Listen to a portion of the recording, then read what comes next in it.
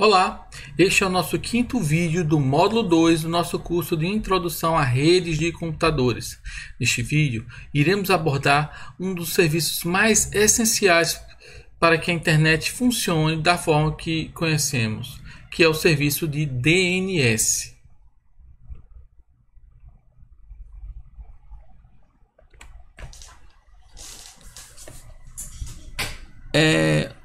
Nos dias atuais, basicamente, quando vamos fazer uso de acessar qualquer página web, ou ao mesmo fazer referência a algum recurso de rede, temos basicamente duas formas de identificar uma máquina hospedeira.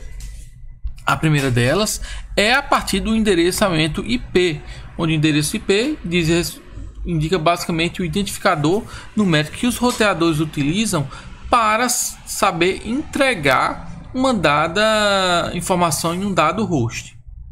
A outra forma viria a ser a partir da utilização de um nome de hospedeiro, ou seja, ao invés de a gente identificar uma máquina a partir de um endereço como 192.168.0.1, nós iríamos indicar algo como www.google.com. Do ponto de vista dos computadores que operam as redes, a utilização de endereços IPs é totalmente factível e viável.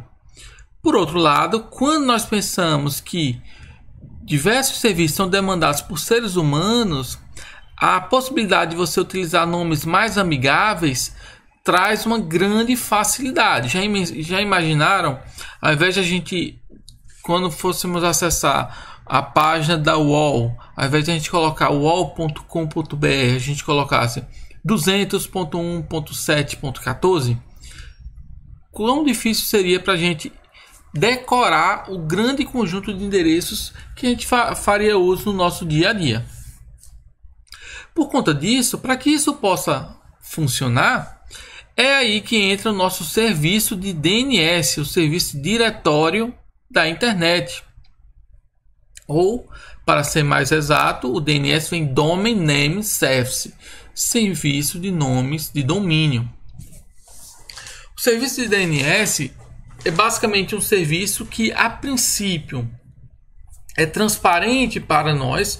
A gente não acessa explicitamente uma aplicação de DNS, só que a todo momento que a gente faz referência a um nome de domínio, eventualmente o DNS pode estar aí trabalhando nas sombras para nos auxiliar, certo?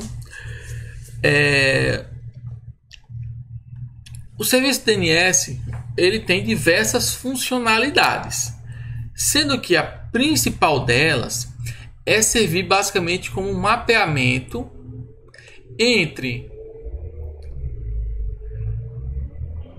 um dado nome de domínio e um dado endereçamento IP.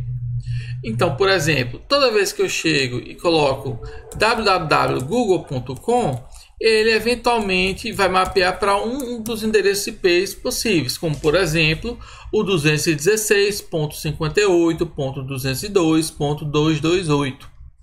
Então imaginem o quão ele vem a facilitar para a gente, tá certo? Então toda vez que você está utilizando a tua máquina, internamente nela, ela tem um serviço de cliente de DNS que vai estar consultando para tentar fazer a resolução dos nomes de domínio que você utiliza, tá certo? Então o DNS, ele pode ser definido de duas formas. Ele é um banco de dados distribuído, ou seja, isso quer dizer que, na verdade, a informação sobre os domínios não estão num único local, mas sim distribuído na internet. Mas ele também é um protocolo da camada de aplicação que vai possibilitar que os hospedeiros consultem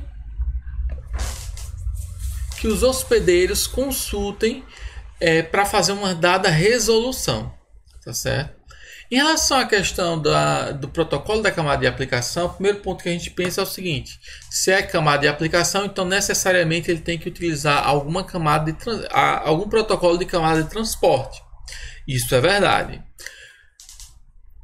Uma outra questão que levanta é: não, mas se eu estou querendo fazer uma resolução, eu quero uma informação exata, então eu possivelmente iria utilizar o TCP para fazer a resolução.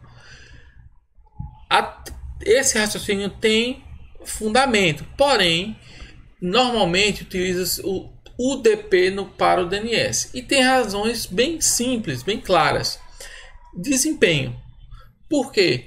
O DNS ele é um protocolo tão simples que toda vez que um cliente vai fazer uma consulta, se você fosse ter o trabalho de abrir uma conexão TCP e fechar, você teria um gasto muito grande. Então, para o caso do UDP, especificamente, utiliza-se o protocolo UDP como protocolo da camada de transporte, certo? E aí, só recapitulando. Tarefa principal do DNS é fazer um mapeamento do tipo google.com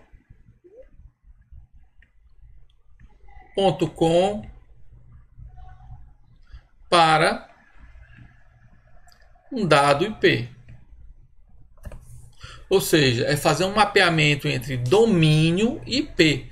Só que o DNS ele não se restringe a apenas isso. Ele tem algumas outras funcionalidades que vão auxiliar o funcionamento da nossa rede, tá certo? Quais são elas?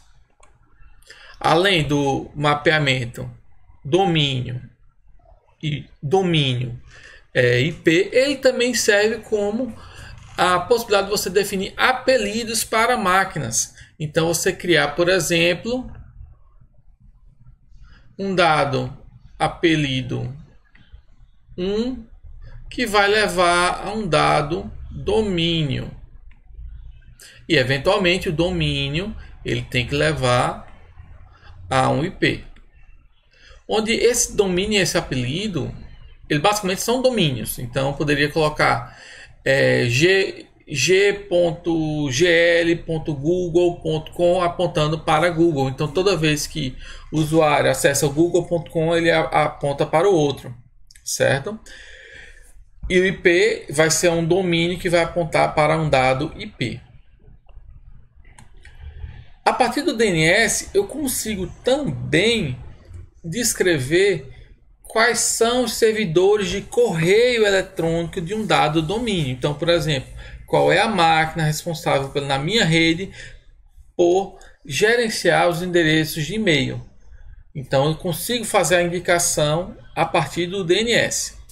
E, finalmente, um aspecto extremamente importante é que com o DNS eu consigo fazer um esquema de balanceamento de carga, de distribuição de carga.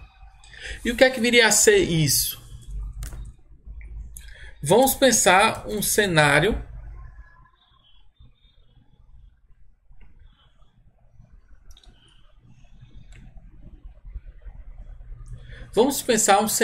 inicial onde eu tenho. Vamos pensar um cenário inicial de uma aplicação que siga o modelo de arquitetura cliente-servidor, como por exemplo uma aplicação web. Neste modelo, como já discutimos antes, temos a ideia do servidor e a ideia dos clientes, onde o servidor vai disponibilizar um conteúdo e os clientes irão acessar esses conteúdos. Então, vamos supor que eu tenha um servidor e vários clientes, um servidor web, por exemplo, e vários clientes, cliente 0, cliente 1, cliente 2 e assim sucessivamente. Conforme o número de clientes cresça, é natural que haja uma sobrecarga no servidor. E aí, eventualmente, nós temos duas alternativas para dar conta dessa nova sobrecarga. Ou nós aumentamos a capacidade de processamento do servidor, essa é uma alternativa.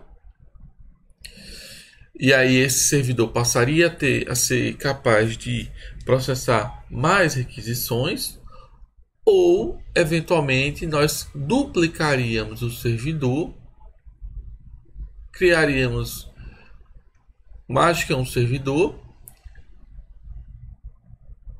de modo que essa carga de trabalho ela seja dividida. Então teria, por exemplo, um servidor atendendo esses dois primeiros clientes, esse segundo servidor atendendo o segundo cliente, e assim sucessivamente. E aí, você aumentando a carga de trabalho, você aumentaria o número de servidores. Essa é uma forma, de certo modo, bem factível e viável de se implementar. Porém, a gente cai num problema, que é o seguinte: como é que a gente, de modo transparente, a gente faz a gestão de qual servidor fará o processamento de qual requisição do usuário? Como é que a gente vai controlar que, por exemplo, esse primeiro servidor atenderá os dois primeiros clientes, o segundo servidor o terceiro cliente e o terceiro servidor o quarto cliente? De que modo a gente faria essa gestão? O DNS ele vai vir ajudar a gente para a gente conseguir fazer isso de modo totalmente transparente para o usuário. No cenário como o seguinte: vamos supor que eu tenha vários servidores, onde cada servidor, obrigatoriamente, ele precisa ter um endereço IP próprio, para que ele possa ser encontrado na rede, já que o endereço IP é o que de fato é utilizado para roteamento. E aí nós utilizaríamos o DNS criando várias entradas do mesmo tipo, onde iria ser basicamente o domínio da minha aplicação, por exemplo, domínio.com,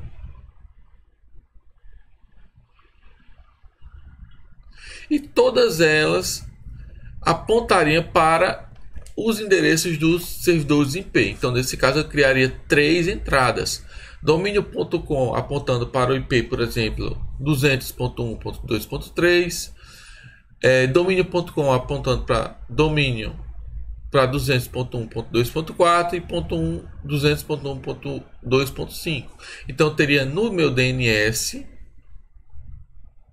várias entradas do tipo domínio apontando para IP, variando apenas o IP de destino. E aí toda vez que eu tivesse um cliente e ele quisesse fazer essa resolução, ele perguntaria ao DNS, qual é o IP do domínio.com. E aí o DNS faria um esquema de round robin, ou seja, um esquema de escolha rotacional. Na primeira vez que fosse feita a consulta, o DNS responderia com o IP do primeiro servidor. Na segunda vez que um outro cliente fosse fazer a consulta, ele responderia com o IP do segundo servidor. E finalmente, quando a terceira máquina fosse fazer a consulta, responderia com o terceiro IP. Vamos supor que surgisse um quarto cliente. Quando ele fizesse a consulta, o DNS faria a rotação e responderia com o do primeiro IP e assim sucessivamente. Então, com isso, você teria um balanceamento de carga. A carga de trabalho ela seria distribuída ao longo desses vários clientes. E o interessante disso, pessoal, é que isso é feito de modo transparente para o cliente. O cliente não está ciente que ele está acessando, na verdade, diferentes clientes, que ele está, na verdade, apontando para máquinas distintas, porque quem resolve isso é o DNS. O DNS é que vai lá e indica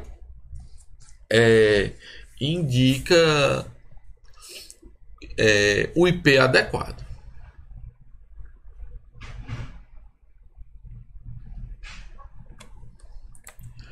Outro aspecto bem interessante, que inclusive eu já tinha mencionado antes, é o caráter distribuído do DNS. Já que quando a gente tem um domínio para resolver, ele não é resolvido num único local. Ele, na verdade, aquela informação é quebrada em partes, sendo cada parte resolvida por um servidor DNS diferente. Então vamos pensar que eu tenho, por exemplo, um domínio do tipo www.ifal.edu.br, www.ifal.edu.br. O que nós vamos ter na prática é várias seções aqui separadas pelo ponto. Então a gente pode ler isso aqui com blocos separados pelo ponto. E aí, antes do BR a gente não coloca, mas existe também um pontozinho ali para indicar raiz.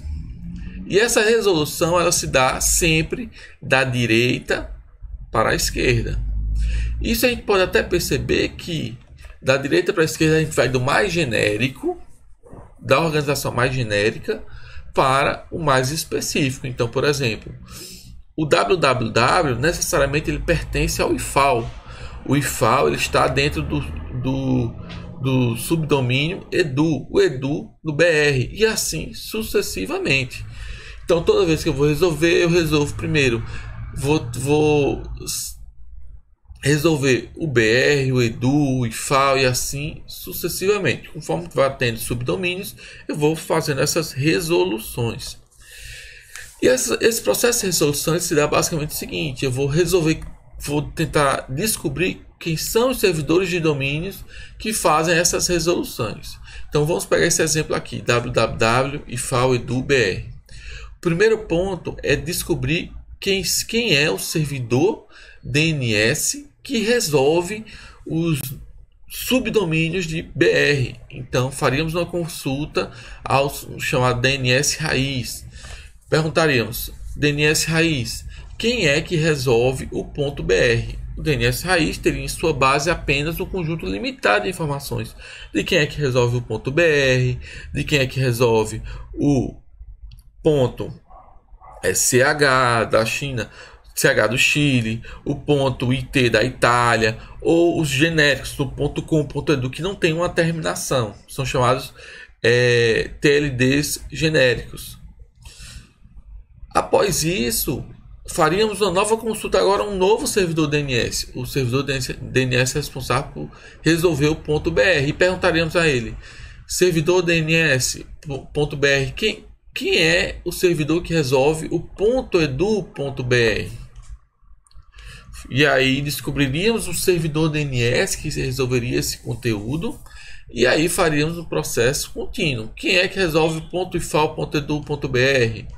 Até chegar no último servidor, que iria apontar de fato para uma máquina, onde aqui de fato é uma máquina, e aí perguntaríamos: quem é o servidor, quem é o host www? E aí o servidor DNS responsável pelo IFAL responderia: olha, o hospedeiro www é o hospedeiro com IP 192.168.1.10. Então nós temos basicamente um sistema hierárquico aqui, onde a raiz vai da direita para a esquerda. Esse sistema hierárquico ele começa num servidor chamado DNS raiz, e ele vai descendo. DNS raiz, embaixo do DNS raiz nós temos servidores do tipo TLD, que é top level domain, ou domínio de nível de topo.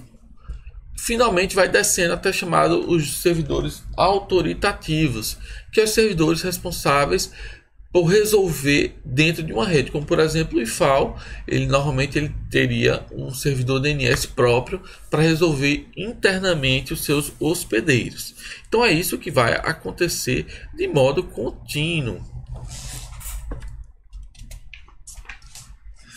Em relação aos servidores com servidores raiz, nós temos basicamente um conjunto limitado de servidores. Certo? Para vocês terem ideia, essa é uma figura que o material apresenta lá de 2012, mas que não mudou muita coisa, que mostra basicamente os locais onde estariam os servidores raízes no mundo.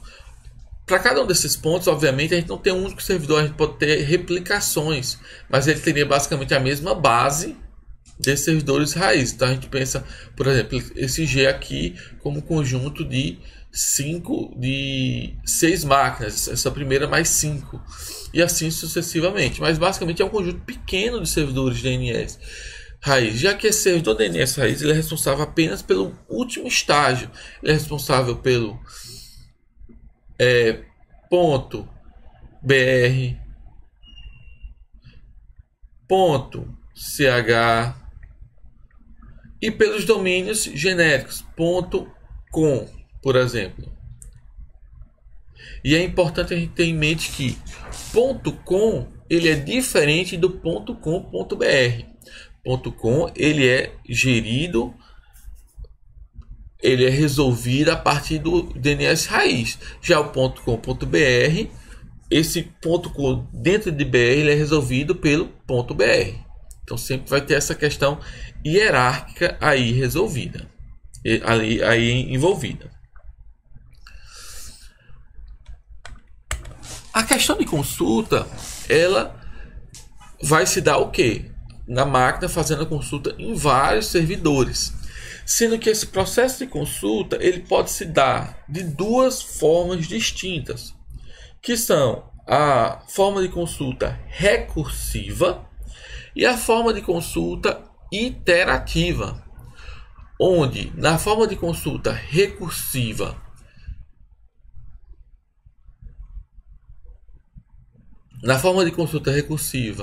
uma máquina, vamos supor que essa primeira máquina fosse fazer a consulta a esse servidor DNS local e ele fosse recursivo, só fosse todo mundo recursivo. Então esse primeiro perguntaria a esse servidor, que perguntaria a esse, que perguntaria a esse, que perguntaria a esse, e essa resposta voltaria. Então seria um processo semelhante à recursão na linguagem de programação.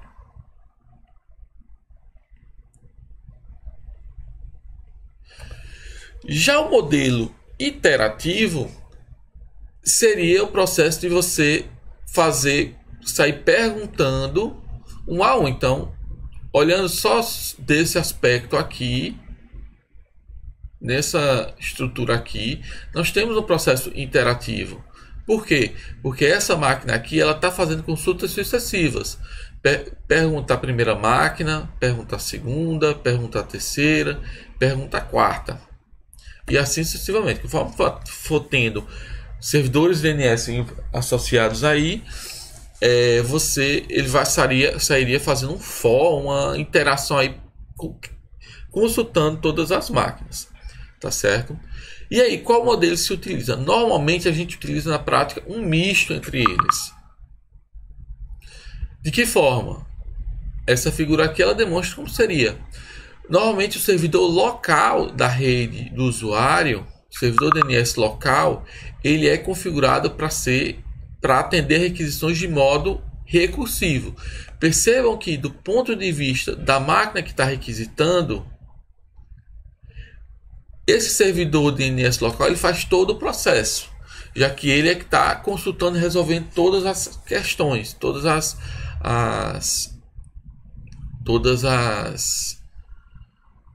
está fazendo todas as consultas. Já Quando ele recebe a requisição, que ele começa a fazer as consultas, ele começa a fazer de modo interativo. Então ele consulta a primeira máquina, consulta a segunda, consulta a terceira e assim sucessivamente, certo? E aí, vamos pegar esse exemplo aqui apresentado. Vamos supor que eu tenho uma máquina com esse endereço, esse domínio, e ele quer descobrir o endereço IP dessa segunda máquina aqui, essa gaia.cs.umas.edu. Qual seria o procedimento? Vamos supor que essa máquina, essa primeira máquina, sys.poly, ela tem configurado, e isso acontece continuamente, ela tem configurado o seu servidor DNS local. De que modo ele tem esse servidor DNS local configurado? Pode ser de duas formas possíveis. Ou manualmente o usuário, quando liga a máquina, ele configura. Isso é uma forma de fazer, embora não seja uma forma comum. Ou você vai utilizar o serviço DHCP, que é o serviço de distribuição de endereçamento IP, que é o serviço utilizado quando você se conecta à rede, você pegar automaticamente o endereço IP. Uma das informações que você pega é também o DNS local. Então você poderia obter essa informação a partir do DHCP. Então vamos considerar que essa máquina tem como servidor DNS local esse dns.poly.edu. Então toda vez que ele quiser resolver qualquer nome, ele consulta essa máquina. E aí o usuário coloca no navegador gaia.cs.umas.edu. Essa primeira o hospedeiro consulta ao servidor DNS local, servidor DNS. Qual é o endereço IP de gaia.cs.umas.edu? O servidor DNS local faz o seguinte procedimento. Ele verifica, olha, quem é o servidor responsável pela raiz, já que, como eu falei antes, a gente começa sempre na raiz aqui. Divide isso aqui em pedaços.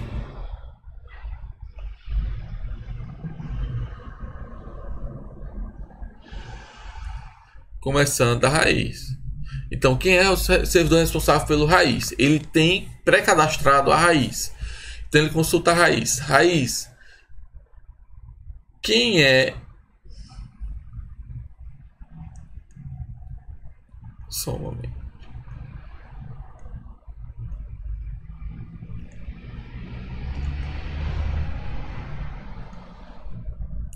Quem é o servidor responsável por resolver o ponto .edu?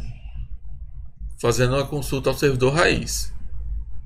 O servidor raiz diz, olha, o servidor responsável por resolver o ponto .edu é o servidor TLD que resolve o ponto .edu, que seria esse cara aqui. Então ele retoma essa informação, retoma o endereçamento IP dessa máquina. Essa máquina, o servidor DNS local faz uma nova consulta. Servidor de domínio. Quem é o servidor DNS responsável pelo UMAS?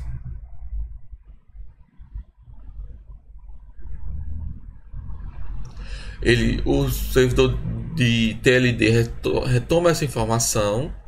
E aí retoma, por exemplo, que o servidor responsável pelo domínio UMAS é o dns.umas.edu. O servidor faz uma nova consulta. Quem é a máquina responsável por esse caminho? E assim sucessivamente. Até chegar no canto, olha, o endereço IP da máquina é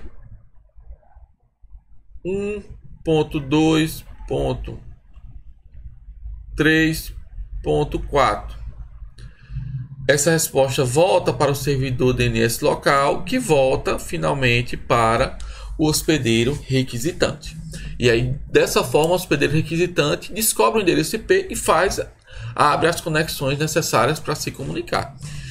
Algo importante, percebam que, do ponto de vista do servidor DNS local, isso é totalmente transparente. Do ponto de vista dele, toda a informação está no DNS local. Você não tem uma informação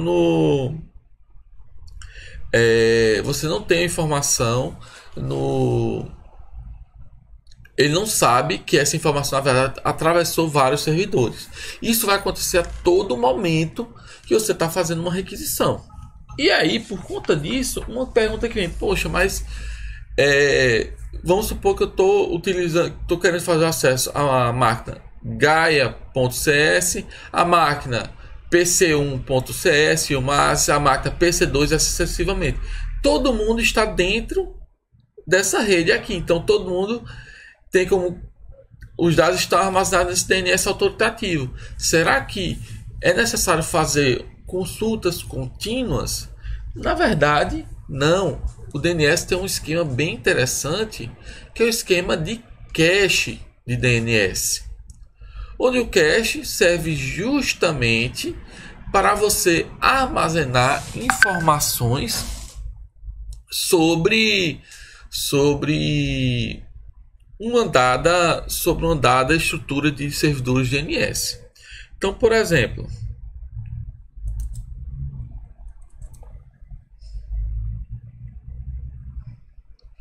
vamos pensar nossa hierarquia lá de servidores DNS. Eu tenho a raiz, que é o ponto.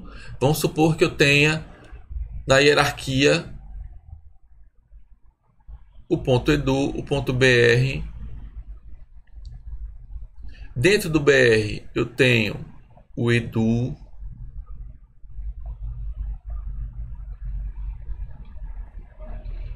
Dentro do edu eu tenho, por exemplo, vários servidores. Tenho, por exemplo, do IFAL.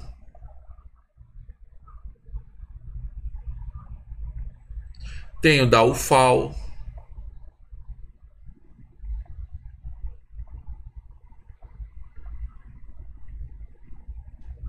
Tenho, por exemplo, da UFPE.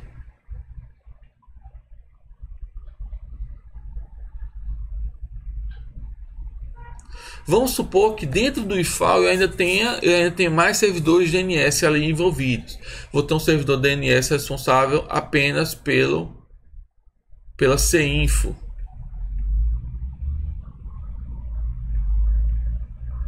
E tenho, por exemplo, um outro servidor DNS responsável pela matemática.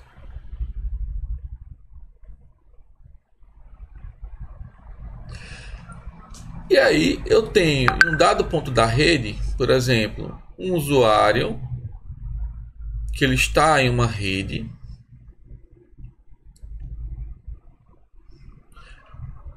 e ele tem dentro dessa rede os seus DNS local, onde inicialmente esse DNS local ele tem conhecimento apenas do servidor raiz. Então vamos considerar o cenário. Eu tenho uma máquina aqui na rede UFPE que eu gostaria de resolver. Tem uma máquina na UFAL, ou vamos lá, duas máquinas na UFPE, uma na UFAL e duas máquinas embaixo de CINFO. Então teria uma estrutura semelhante a essa. Na primeira vez que vamos supor que esse PC ele quisesse resolver todas essas máquinas, está fazendo várias consultas e quer fazer essas consultas para essas máquinas nas folhas aqui. Inicialmente ele quer resolver essa primeira máquina aqui. Consulta ao seu próprio DNS. Servidor DNS, qual é a máquina pc1.ufpe.edu.br? O que é que o DNS faz? O servidor DNS local dele. Ele já tem informação do servidor DNS raiz, ele consulta. O servidor DNS raiz manda para ele a informação de qual é o responsável pelo BR. E aí o que é que vai acontecer? O servidor DNS local vai armazenar em cache essa informação. Então esse dado aqui que o servidor raiz vai responder, ele não vai simplesmente descartar. Ele vai armazenar para servir como resposta, mas ele vai guardar isso em cache. E aí ele consulta o próximo servidor DNS, o do BR. E aí ele vai obter informação sobre o edu. Então ele obtém a informação sobre o Edu e aí ele guarda novamente em cache o responsável pelo Edu e assim sucessivamente até resolver o nome do PC1. Isso é a primeira consulta. Na segunda consulta, vamos supor que ele queira responder agora resolver a máquina da UFAL. Só que se vocês perceberem, grande parte dessa árvore é idêntica da UFAL e da UFPE, até o Edu ela é igual. Então, quando o PC fizer a requisição para o DNS vai verificar, opa, eu já tenho boa parte do caminho, eu já tenho o caminho da raiz, do BR e do Edu. Então, ele não vai fazer novamente essa consulta, ele parte direto para consultar o Edu sobre, olha, qual é o servidor DNS da UFAL. Obtém essa informação e aí ele guarda em cache. A mesma coisa com o IFAL, ele vai guardar em cache essa informação. Então, se o PC eventualmente quiser consultar o CINF e depois a matemática, no CINF ele vai chegar até essa informação do servidor autoritativo do IFAL, mas quando for o MAT ele já vai ter em cache essa informação. Então ele simplesmente consulta direto o IFAL para pegar o servidor DNS da matemática. Então esse cache ele justamente serve para possibilitar que essa informação seja guardada e você não tenha uma consulta contínua e repetitiva de informação, tá certo?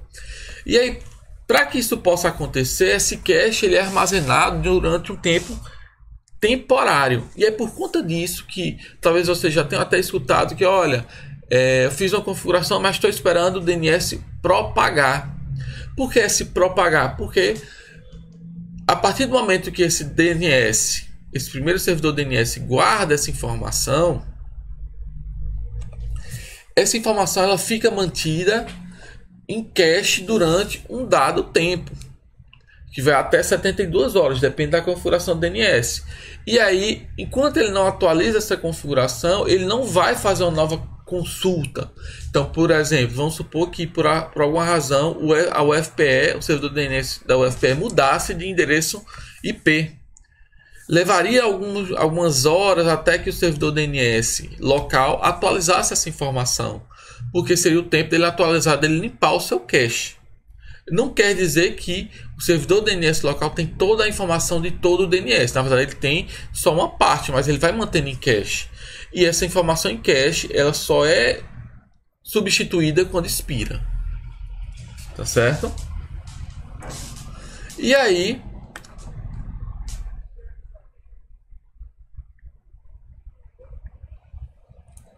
para finalizar, nós temos a questão da estrutura dos pacotes, onde o que vai acontecer é que nós temos, toda vez que um pacote ele é enviado, ele segue uma estrutura, onde você vai identificar basicamente quais são as informações sobre a consulta e o tipo da resposta.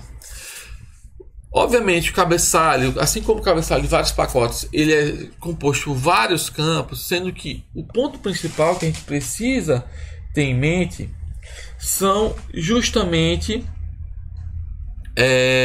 a informação sobre o tipo da consulta e o tipo da consulta, o nome, o valor e o tempo de vida desse resultado. Esses são os principais campos que a gente precisa ter em mente. Onde, por exemplo, o tipo ele vai determinar justamente os tipos de valores possíveis para um dado nome. Quais são os tipos de nomes possíveis? Os principais são A, NS, A,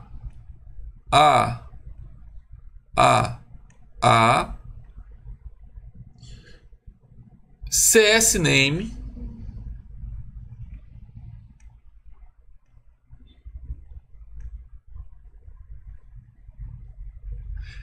e MX. Existem outros, mas os principais são esses. Quais seriam quais seriam as diferenças entre eles? O A, ele faz um apontamento, toda vez que você tem uma entrada do tipo A no DNS, você tem uma entrada do tipo domínio para IP. Essa é a mais tradicional, onde esse IP ele é uma máquina de destino. O tipo NS, ele é também um domínio para um IP, só que o que diferencia é que esse IP ele não é o IP de destino, ele é o IP de outro servidor DNS. Então lembre-se do processo de resolução que você está resolvendo ou descobrindo os endereços IP de outras máquinas, de outros servidores DNS. Então essa entrada do tipo NS ela vai justamente nesse caminho. O tipo AAA ele segue a mesma estrutura do A, só que ao invés de ser IPv4, que é o do A, o AAA ele vai para a estrutura do IPv6, que é aquele novo tipo de endereçamento. O CNAME ele vai para o tipo domínio para domínio. Então aquela ideia de alias, de apelido. E finalmente o MX é domínio para IP, sendo que esse IP ele aponta necessariamente para o servidor de correio daquela rede. Então você pode ter um servidor de correio, o servidor de correio que atende por um dado da rede, e uma máquina ela vai ser atendida por outro. Então o correio especificamente ele vai por entradas do tipo MX. Então essas são as 4 principais entradas, os tipos diferentes. E aí a depender do tipo você vai ter um valor. Então, por exemplo, se eu tenho uma entrada do tipo A, então o valor é um IP. Se eu tenho entrada do tipo CNAME, o valor é o tipo domínio. E aí esse CNAME, só para finalizar, ele é utilizado CNAME ou CSNAME, certo? Aí depende muito da configuração do provedor. Tá bom?